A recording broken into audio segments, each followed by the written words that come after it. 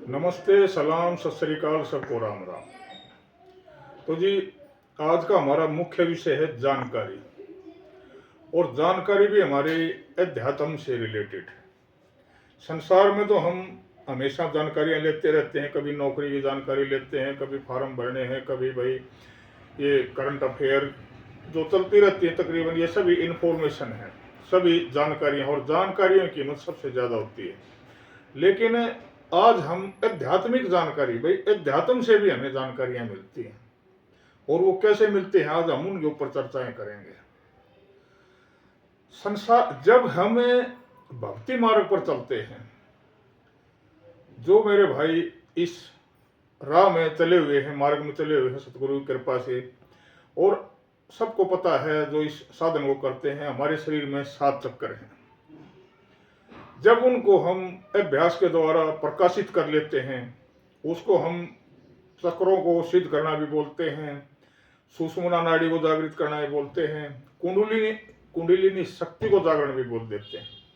कई नामों से इसको हम जानते हैं। और फिर 7 चक्कर होते हैं हमारे, और 8वां जो अक्षेत्र है वो है समाधि का।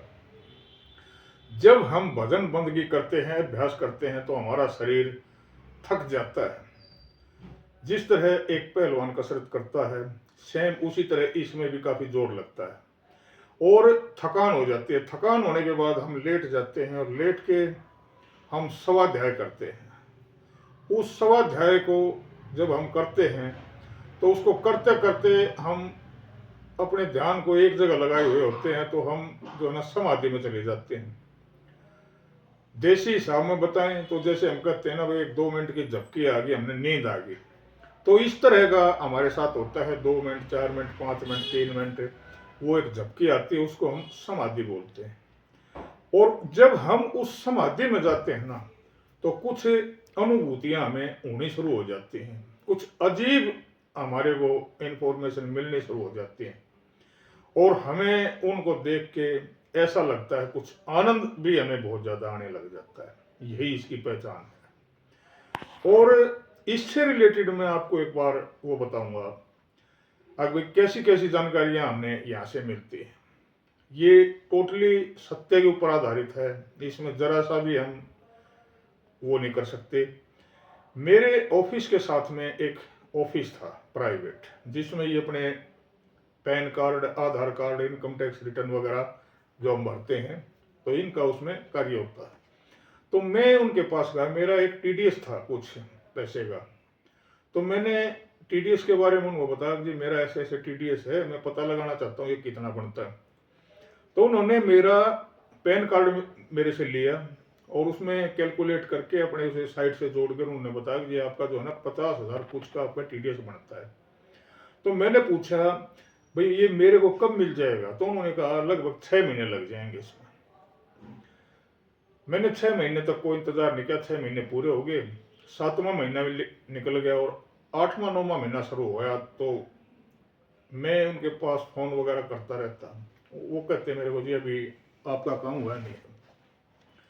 तो एक दिन मैं ड्यूटी से आया, और आके मैं लेट गया चारपाई के ऊपर।